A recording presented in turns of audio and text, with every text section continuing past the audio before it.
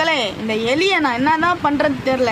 திட்டுறதா இல்லை அவனை கொல்றதான்னு தெரியல. ஒவ்வொரு பிஸ்கெட்டும் வாங்கி வைக்கிற பிஸ்கெட்லாம் காட்டுப்பாது எல்லாமே நாசம் பண்ணிட்டு போகிறான் மக்களே. விற்கிற விலைவாசிக்கு பெட்டி பெட்டியாக வாங்கி வச்சாலும் ஒன்று கூட உருப்பட மாட்டேங்குது.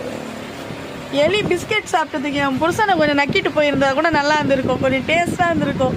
அது இல்லாமல் இங்கே பாருங்கள், பிஸ்கெட் எல்லாம் ஒன்று கூட வைக்கல மக்களை. கவர் பாருங்க, 30 பாக்கெட்டில் ஒரு பாக்கெட் திட்டு.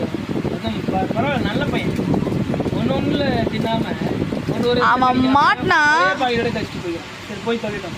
அவனை மாட்டினா சாதாரணமாக அவனை கொல்லக்கூடாது. அவன் தின்னா கூட பரவாயில்ல, காசு ஒரு 10 ரூபா கல்லாப்பேட்டில் போட்டு தின்ட்டு போயிருக்கலாம்ல. எவன் அப்போ விட்டு காசு தரலாம்? அவன் அப்போ நான் சம்பாதிச்சா தானே. அவன் அங்கே இங்கே துண்ணி இறந்து துண்டுறவன் தான். அவன் எங்கேருந்து சம்பாதிப்பான்? அவன் நீ மாட்டின உன்னை சாதாரண உன்னை கொல்ல மாட்டேன், மிளகாப்படி வச்சு நல்லா கலக்கி நீ மாற்ற இதில் உனக்கு நொந்து போகிற அளவுக்கு கொல்லணும். உனக்கு கொதிக்க கொதிக்க தண்ணி வச்சு.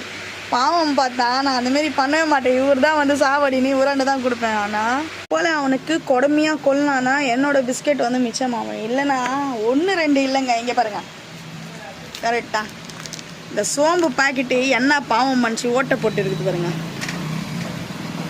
கடையில் ஒரு பொருள் வைக்க போகிறது கிடையாது.